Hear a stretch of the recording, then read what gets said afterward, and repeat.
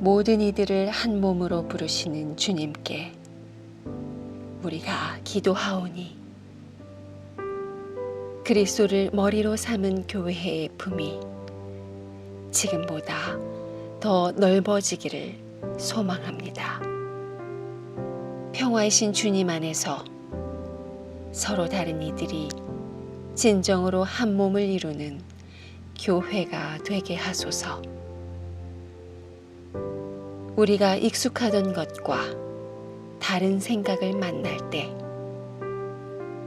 쉽게 교리와 전통에 얽매이는 것이 아니라 사람을 가장 우선하여 생각하도록 주여 우리를 도와 주옵소서. 서로 다름을 있는 그대로 포용하며 다양함 속에서 기존의 한계를 깨트리고 사랑과 평화의 신비를 경험하는 신앙 공동체가 되게 하소서. 우리의 교회가 누구나 와서 기뻐하고 각자의 목소리로 노래하고 예배하며 모두가 평화로이 함께할 수 있는 안전한 공간이 되게 하소서. 우리를 위하여 십자가 보혈로 막힌 담 허무사 화해케 하신 우리 주 예수 그리스도의 이름으로 기도합니다. 아멘.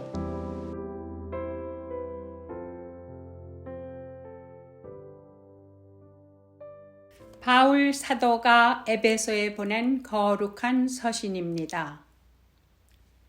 여러분이 전에는 하나님에게서 멀리 떨어져 있었는데 이제는 그리스도 예수 안에서 그분의 피로 하나님께 가까워졌습니다.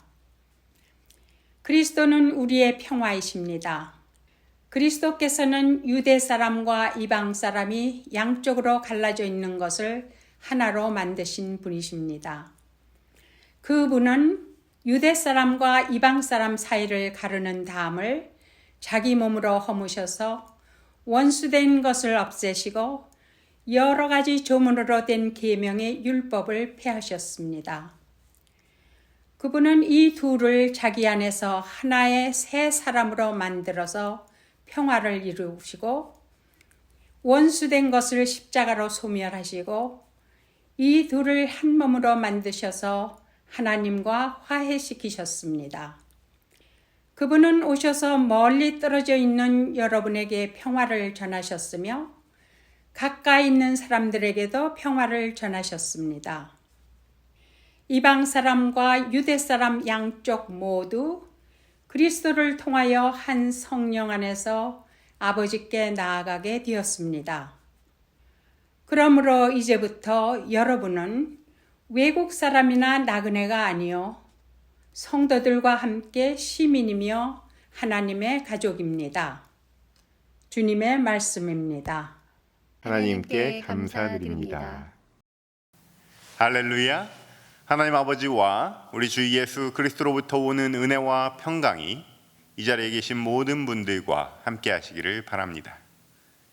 죄와 갈등, 전쟁 그리고 평화는 우리가 인간이기에 살아가면서 경험할 수밖에 없는 요소입니다. 이러한 죄와 갈등, 전쟁과 평화가 없는 문학과 예술을 상상해 보십시오. 소설이 있는데 싸움이 안 납니다. 영화가 시작됐는데 갈등이 일어나지 않습니다. 어떤 문제를 해결해 나가면서 문을 하나씩 열어나가는 그 맛의 작품들을 감상하는 것인데 그저 아름답기만 할 뿐 감동은 주어지지 않을 것 같습니다. 그런데 현실은 우리의 상상과는 달리 지나친 갈등으로 가득 차 있습니다. 10여 년 전 제가 미국으로 유학할 때 누군가 이렇게 저에게 경고를 했어요. 한국은 재미있는 지옥이고 미국은 재미없는 천국이라더라. 그런데 12년이 지난 지금 미국도 요즘 재미있는 지옥으로 변해가고 있습니다. 갈등이 한국 못지않아요. 그런데 좀 회의적인 게 이쪽 동네 갈등은 그렇게 재밌지는 않습니다. 한국은 갈등을 하면 키보드를 막 두드리고 인터넷에 올리면 그만인데 여기서는 살상용 무기가 돌아다닙니다. 제가 박사과정에서 선교학을 공부하면서 미국이 선교지라는 말을 처음 들었을 때는 어떤 문화적인 측면에서 생각했습니다. 세상에서 가장 평화롭고 풍요로운 장면도 미국에서 볼 수 있지만 세상에서 가장 패역하고 음란한 문화도 미국에서 볼 수 있기 때문에 양과 음이 있다고 생각한다면 약간 어두운 쪽을 향해 그리스도의 복음을 전해야겠구나 생각했어요. 그런데 요즘 보면 그때 내가 잘 몰랐구나 하는 생각이 듭니다. 특별히 이 모든 것이 종국에는 총기 사건으로 귀결된다는 점이 참으로 안타까운 현실입니다. 셰인 클레어본이라는 기독교 평화 운동가가 있어요. 여기 가까운데 뉴헤이븐에 있는 교회에 방문한 적이 있어서 2, 3년 전쯤에 참석을 했습니다. 그 팀에서 그날 준비한 게 뭐냐면 미니 용광로예요. 전기로 작동하는 휴대용 미니 용광로를 저는 그날 처음 봤는데 그걸로 좀 부분 작게 자른 총기를 그 자리에서 녹여서 풀무지를 합니다.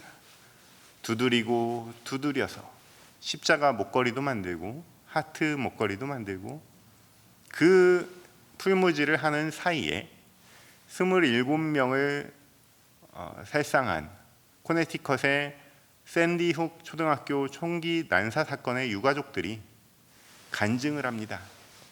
그때의 그 고통과 아픔을 화해로 바꿔나가는 과정에서 어떻게 평화운동가가 되어가고 있는지 아픈 마음으로 함께 나눌 수 있었습니다. 그럼에도 불구하고 저는 그분들이 어떤 경로를 통해 화해에 접근하게 됐는지 자세히 알지 못합니다. 저는 아직까지 해결된 것이 없는 세월호 유가족들이 어떤 마음의 여행을 하고 있는지도 잘 알지 못합니다. 블랙 피플들의 인생이, 그들의 라이프가 어떠한지도 잘 알지 못합니다. 우리는 용서하지 못하는 사람들을 살면서 많이 만나지만 우리가 할 수 있는 대응이 제한되어 있습니다. 먼저 함께 울어주는 그리스도인들이 있죠. 또 용서하라고 권하는 그리스도인들이 있습니다. 조용필의 노래 가사처럼 너를 용서하느니 내가 괴로워 안 되겠다. 이해되시죠? 용서가 성서적으로 어떤 의미인지 예수께서 우리 죄를 위해서 얼마나 아프셨는지 일일이 설명할 수가 없죠. 그저 용서하라고, 용서 안 하면 괴로워진다고 그렇게 권하는 것밖에는 우리가 할 수 있는 게 많지 않은 게 사실이에요. 그런데 여러분, 해보면 압니다. 우리가 용서할 일이 생겨보면 알아요. 나니아 연대기의 작가 루이스는 이렇게 말합니다. 사람들은 용서가 아름다운 일이라고 말한다. 정작 자신이 용서할 일을 당하기 전까지는. 용서할 일을 당해보면 남들한테 에이 그냥 용서해 라는 말을 꺼낼 수가 없습니다. 여러분, 용서가 쉽게 됩니까? 화해라는 게 쉽게 되나요? 우리 어렸을 때는 선생님들이나 부모님들이 애들을 이렇게 키웠죠. 잘못했어 안 했어? 이 질문은 답이 정해져 있습니다. 잘못했다고 할 때까지 계속 물어보면서 시작을 하는 거죠. 너도 이만큼 잘못했고 너도 이만큼 잘못했으니까 서로 용서해, 서로 화해해, 악수! 이런 교육 방식이 대대로 유전이 되는 거죠. 내가 어렸을 때 부모님께 그렇게 화해를 배웠으니까 나도 아이들에게 그렇게 가르친다. 특히 우리 한민족은 화해를 시키더라도 그걸 또 빨리 하라고 다그칩니다. 빨리 화해해, 빨리. 화해할 마음의 준비도 안 됐는데 그게 빨리 됩니까? 그동안 우리는 얼마나 기계적인 화해를 물려받아 왔습니까? 화해하지 않고 지내면 얼마나 도덕적인 자책감을 갖게 됩니까? 우리는 그나마 거대한 담론들 앞에서는 너그러워집니다. 화해를 잘할 수 있어요.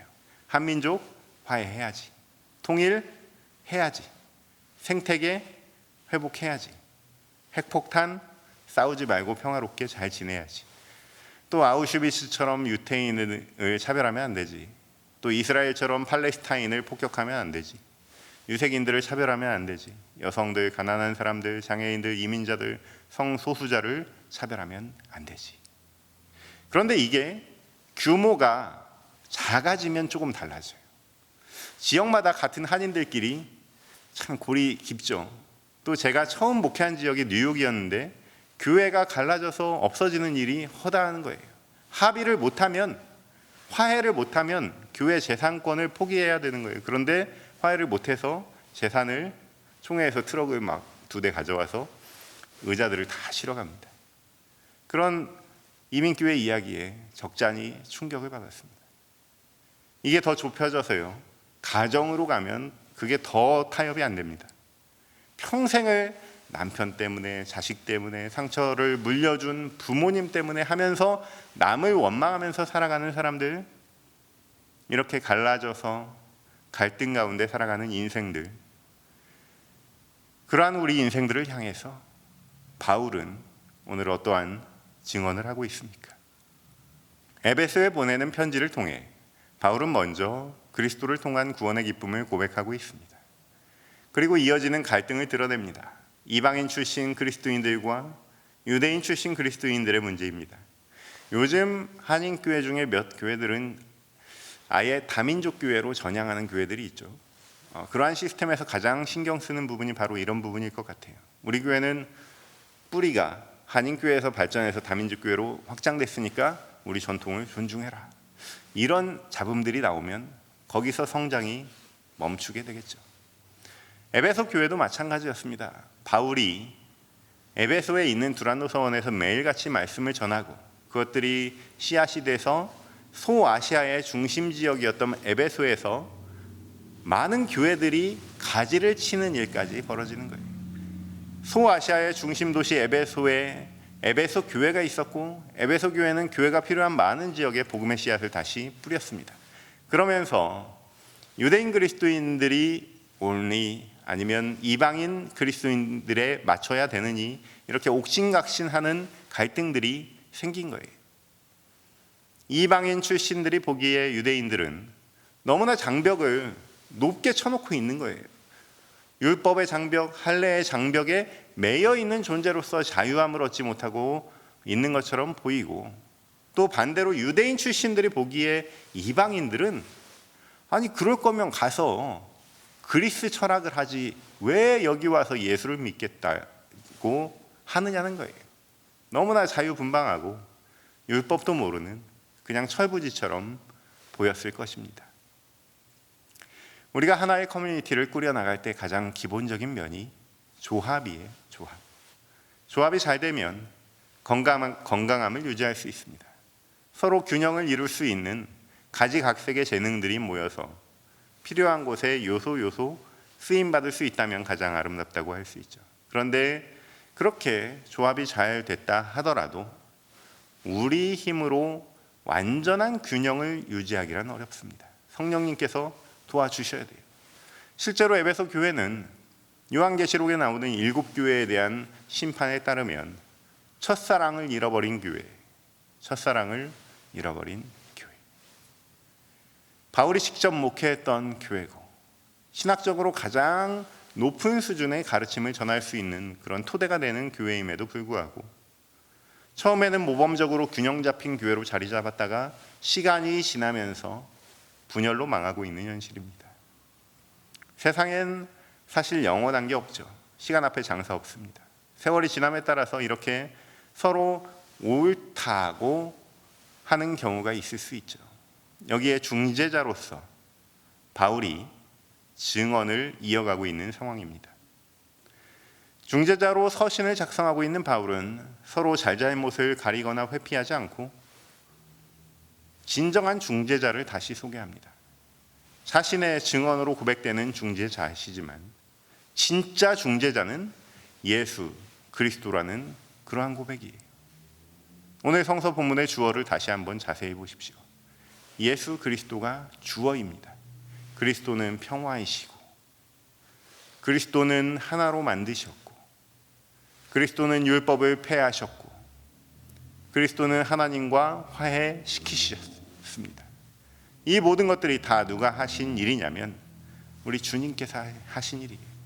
여러분, 우리 인생의 화해의 사건이 만약에 일어난다면 주님이 하시는 일임을 고백하시기 바랍니다. 그러려면 우리 인생의 중재자가 과연 누구인지 확실하게 고백할 수 있어야 되는 거예요.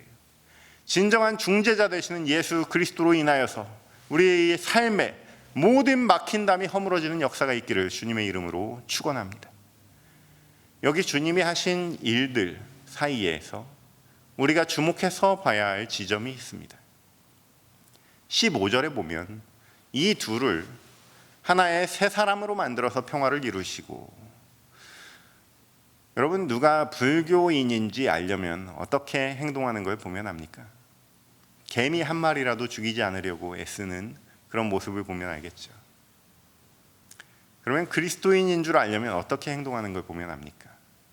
원수에게 뺨을 돌려대는 모습을 보면 알겠죠. 우리는 사랑의 여러 가지 형태를 기억하고 나누고 베풀고 그리고 포용하고 살아갑니다. 하지만 교회 바깥에서 직장 생활하고 사업하면서 평범한 복장으로 그렇게 살아간다고 가정해 봅시다. 우리가 어떤 그리스도인이라는 명찰이 없이 순수한 자연인으로 세상에 비춰지는 그리스도인이라면 그때는 가장 심오한 형태의 사랑이라고 할 수 있는 원수에 대한 사랑이 하나의 기준이 된다고 할 수 있어요. 원수 사랑을 하는 사람이 그리스도인처럼 보인다는 얘기죠. 폭력이 만연한 이 시대에 비폭력 저항으로 예수의 길을 꿈꾸는 신학자 월터 윙크는 이렇게 말합니다. 더 이상 내가 어떻게 은혜로운 하나님을 발견할 수 있는가라는 질문 대신 내가 어떻게 나의 원수 속에서 하나님을 발견할 수 있는가라는 질문이 바로 오늘날의 궁극적인 질문이 되어야 한다고 말합니다. 원수의 악행을 바라보면서 그럼에도 불구하고 그들을 사랑하는 것만이 천국의 열쇠가 된다는 역설을 오늘 우리에게 또한 전하고 있습니다. 그럼에도 불구하고 우리는 분리적인 행태를 보이고는 하죠. 원수 사랑은 예수님이나 가능하다는 거예요. 하나님의 아들하고 나하고 어떻게 같냐는 거예요. 이 얼마나 순수한 고백입니까? 이러한 어린아이와 같은 고백이 살짝 마음속에 스쳐가신 모든 분들을 진심으로 사랑하고 축복합니다. 2004년에 회복적 사법 프로그램이라고 해서 하나의 용서 프로젝트가 탄생한 적이 있습니다. 그 프로젝트에 참여했던 메리언이라는 사람의 증언을 함께 나눕니다. 1973년 어느 날 영국 글로스터의 한 버스 정류장에서 대학생 루시가 실종됐다. 그로부터 20년 뒤 언니 메리언 파팅턴은 동생이 연쇄살인범 부부에게 납치돼 성폭행과 가혹한 고문을 당한 뒤 살해됐으며 주검마저 토막토막 훼손됐다는 소식에 처절하게 무너졌다. 마음을 다잡으려 불교 수련원에도 다녔지만 평화와 안식을 얻을 수 없었다. 오랫동안 수많은 감정에 시달리던 중 문득 범인을 용서하려 노력해보면 어떨까 생각했다. 그러자 상상도 못한 또 다른 고통이 밀려왔다. 용서의 마음은커녕 갑자기 사람을 죽이고 싶을 만큼 극심한 분노가 걷잡을 수 없이 치밀어 올라 가슴 깊은 곳에서 머리 꼭대기까지 휩쓸었다. 비명을 지르고 머리카락을 쥐어뜯고 손톱으로 바닥을 긁고 싶어 미칠 지경이었다.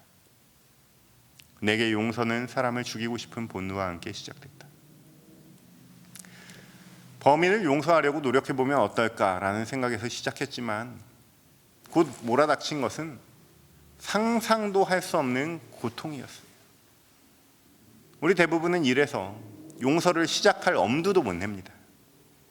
이런 사실을 꼭 알아서 그러는 건 아니지만 무의식 중에 우리 감정이 그리고 우리 경험이 감지를 하는 거예요.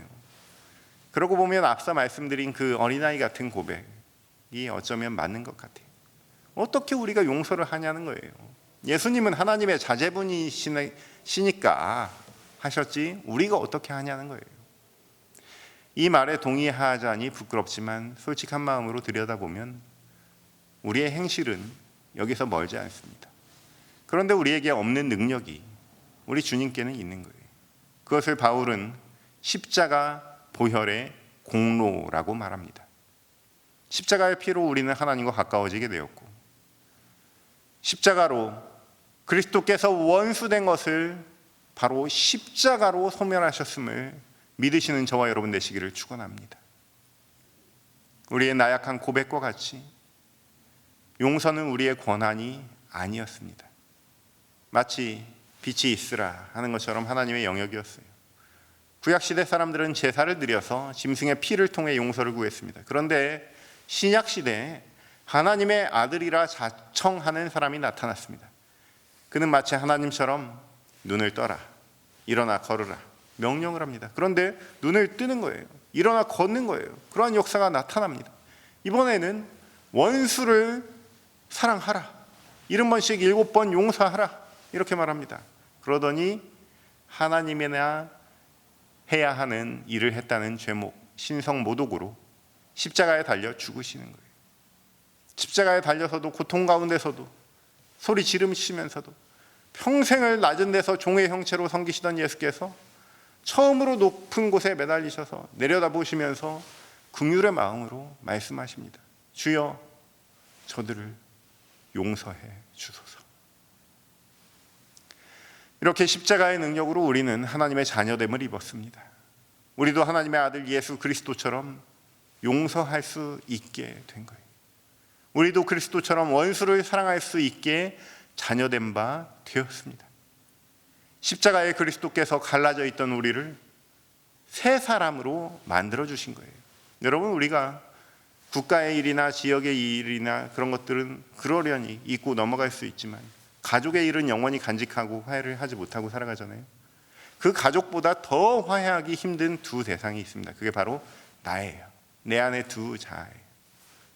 내 안의 자아가 분열이 돼서 살아갈 때 그처럼 힘든 게 없습니다.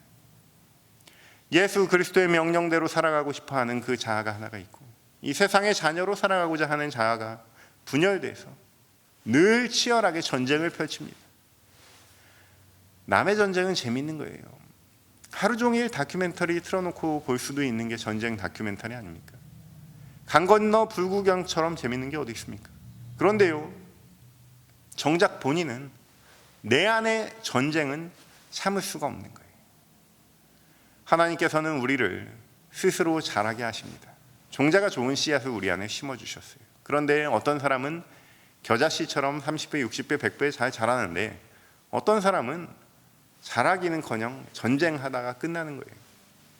세상의 모든 고통이 사실 내 안에서 나오는 것 아니겠습니까? 이 문제를 잘 드러내고 예수 그리스도의 보혈로 깨끗이 씻어서 둘이 하나가 되는 십자가 사건을 경험하시기를 축원합니다. 그러한 세 사람은 그저 당분간 휴전하는 단계의 협력 차원이 아니고 둘이 한 몸이 되었다고 성서는 기록하고 있습니다. 한 몸이 되면 하나님의 자녀가 되는 권세를 누리게 되는 거예요. 우리 19절 말씀을 함께 읽어봅시다. 그러므로 이제부터 여러분은 외국 사람이나 나그네가 아니요 성도들과 함께 시민이며 하나님의 가족입니다. 사랑하는 성도 여러분, 하나님의 자녀됨을 누리시기를 축원합니다. 하나님의 자녀된 권세로 예수 그리스도와 같이 막힌 담을 허무는 화해의 일꾼으로 나 자신과 가정과 세상을 변화시키는 귀한 존재로 쓰임받으시는 저와 여러분 되시기를 주님의 이름으로 축원합니다. 모든 지각 위에 뛰어난 하나님의 평강이 그리스도 예수 안에서 너희 마음과 생각을 지키시리라. 아멘.